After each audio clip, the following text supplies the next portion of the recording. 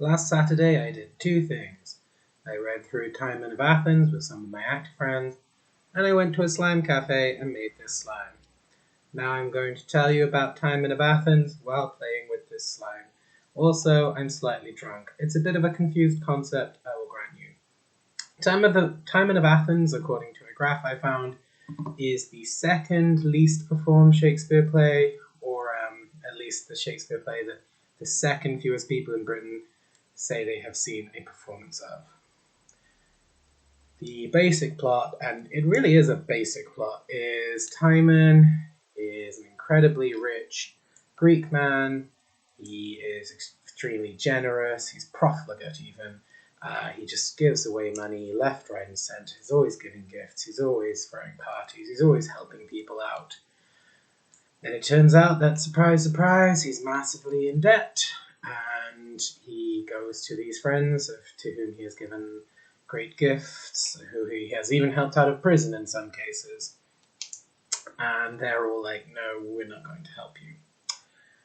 Timon is going to be killed, but instead is banished from Athens. He leaves, immediately strikes gold, just finds gold lying around outside the city.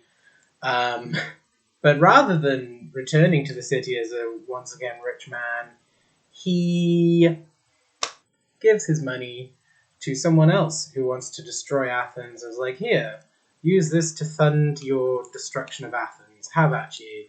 And then Epaminondas, who was Timon's friend when Timon was rich. Well, not really his friend. Epaminondas doesn't seem to like anyone. He's a bit of a misanthrope. But he's constantly hanging around Timon. And he's just sort of like, oh, you'll go wrong. You shouldn't help people. You shouldn't give away all your money, you fool. Oh, you idiot. He's a lot more mean than that, to be honest. He's constantly calling people names. He is extremely misanthropic. He says a lot of things about how just humans are awful, just all humans. Epaminondas comes and finds Timon and is like, now that you're all grumpy and mean and spiteful like me, I like you. But Timon scares him off. Tells him to, piss off, throws rocks at him. And then people find out that Timon has struck gold, and they come to find him in the woods. And again, he tells them to piss off. Like, he's not gonna give them anything. He's done with people. The senators from Athens come to Timon. They're like, that guy you funded is going to destroy Athens. We're all scared. Please come back. All is forgiven. And Timon's like, oh yeah, I'll tell you how to avoid his wrath. Kill yourselves. Kind of metal, to be honest. And then Timon dies, and then the guy who Timon funded is standing at the Athenian gates, and the senators, the same ones who spoke to Timon earlier, are like, yo, you don't hate all Athenians, don't kill all of us, that's overkill. And he's like, yeah, you're right, let me in and I'll, first he reads Timon's epitaph, and then he's like, okay, yeah, no, I won't kill all of you. No, that's a bit of overkill. Let me in, and I'll be nice. And that's where it ends. Now, I had read Timon of Athens a long time ago. I remembered the basic story. I remembered it was about a rich guy who basically gives away all his money and gets fucked over by his friends. I didn't remember how good it is. It's really good. You guys, if you like Shakespeare at all, I would say read Timon. I cannot recommend it highly enough. Well, I mean, it's not my favorite Shakespeare, but it is really good. I think the thing is, reading it does not give the full impression of what this play can be. I think because I read it with my actor friends, and my actor friends are incredibly charismatic and good actors, shock, that he really brought it to life. And as soon as I heard them say it, I was entranced, I was hooked, I was in, I was all for it. It's so good. The beginning is the whole thing is kind of heavy-handed. I mean, it's that Shakespeare thing, you know. It's very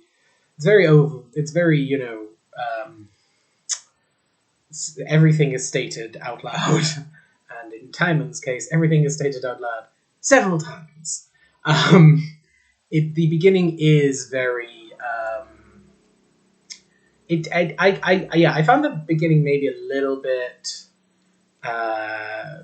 vexing, because it did feel like, yeah, I get it, he's giving away all his money, I get it, but even then, it's a minor thing, and I do think that in a stage production you could make the opening very funny. I think it would be incredibly easy. And then people say the ending is weak. There's evidence that Shakespeare wrote this with someone else, and that maybe the other guy took over for the ending. And I see that a little bit. I don't think the ending is that weak. As I said, I really like the scene towards the end where Timon says, oh, you want to know how to avoid his wrath? It's easy, kill yourself. I think that scene is great. But, I mean, that's not the very ending. I guess people don't like the guy just being like, yeah, I won't kill all of you. But still, I mean, I don't think it's that bad. And also, you could very easily cut that bit out. I'm not a purist, guys. I'm not. You don't have to do all of Shakespeare if you're doing Shakespeare. You are allowed to edit. I would, and like, my thing is, like, you're not allowed to add stuff in, but you are allowed to take stuff out. That'd be my view on it. I guess you can add stuff in as well, as long as it's not too egregious.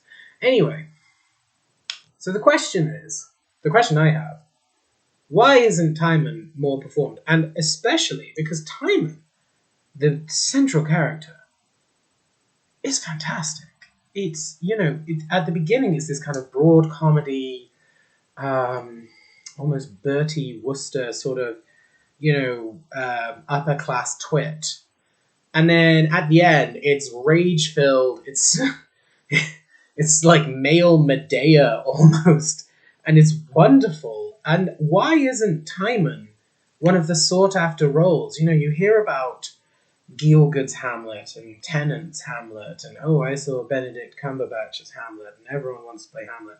Why is that not the same with Timon? Because I really think this role, if you could get it right, would be a fantastic vehicle. Like, if you have the chops for it, you would really be able to show your stuff as Timon.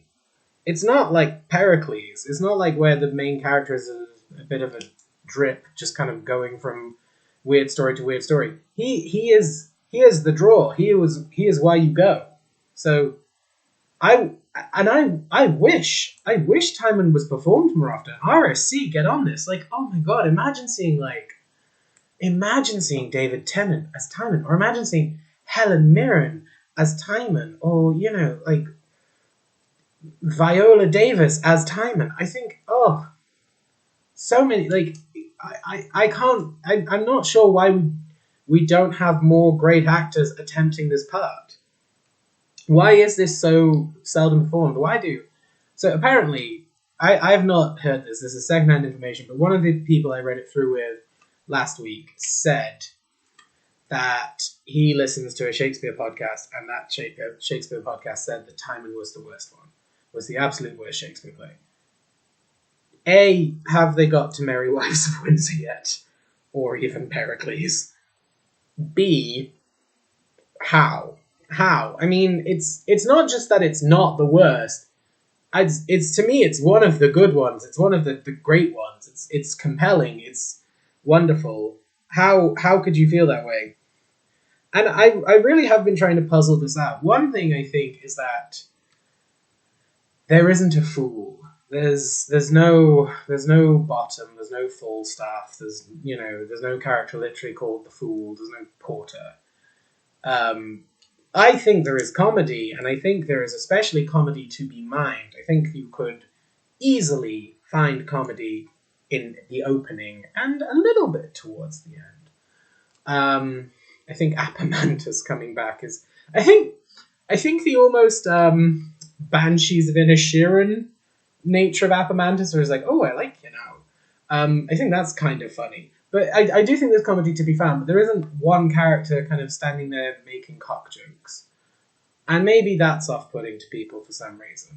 Maybe people are like, oh, well, you really need to have someone making cock jokes. Otherwise, what's even the point? The other reason I've heard, this was suggested by someone else in the group, and I can kind of see this, is that it's a very simple story. It's very, it's almost like a parable. I actually think at one point he is compared to the prodigal son, which, given that this is ancient Greece, I don't think the prodigal son had happened yet. I mean, I know the prodigal son is not a real historical event, at least as far as I'm aware. But it's anyway. Timeline weirdness aside, it's very much like he was rich, he was super nice, and then he gave it all away, and now he's penniless, and no one will help him, and he hates everybody. It's very simple, so I guess that might be a bit off-putting. I don't know. It might be a deterrent. People might say, "Oh well, I get it."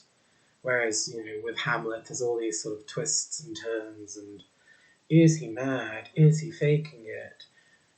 Who? Whereas with Timon, he's mad. He's not mad in the sense of he's losing his senses. He's just angry, and that's very apparent. It's wonderful, but it's I guess maybe that's the other reason it doesn't get performed. Maybe that's another reason it doesn't get performed very much, is that maybe it's harder for directors to put their stamp on Timon because it is very obvious what the text is about. It's hard to sort of map new meanings onto it. It's hard to mine it for subtext or you'd put your own stamp on it aesthetically maybe, but you wouldn't. There's not as many choices to be made in terms of is Hamlet mad, or is Hermione really a statue? Whatever, there's you just kind of do it. The other reason, this is my theory. I do think this is probably the most cynical Shakespeare play by a margin. I'm trying to think other ones that are quite as misanthropic, not to overuse a word, but really just as condemning of human nature. I mean, what I remember of Henry V Part 2 is quite a lot like that, but it's not as clear cut as in here. Like Timon or at least as far as I read it, Timon's not being generous for bad reasons. The point of the play isn't, he's generous so that he'll be revered, or he's generous with a sly ulterior motive. No, he's just generous. He's nice. He genuinely thinks the world would be a better place if everyone was generous to each other, everyone gave each other stuff, and people were just nice to each other. That's what he thinks. He's just a nice guy, and that costs him, and he shouldn't be nice. You should not be nice to people. Apomantus says it a bunch, and it is proven right at the end of the play. You should not be nice to people. You should keep all your money to yourself. You should be like Smaug and hide in a mountain, and if anyone comes near you, you should burn them. It's hard.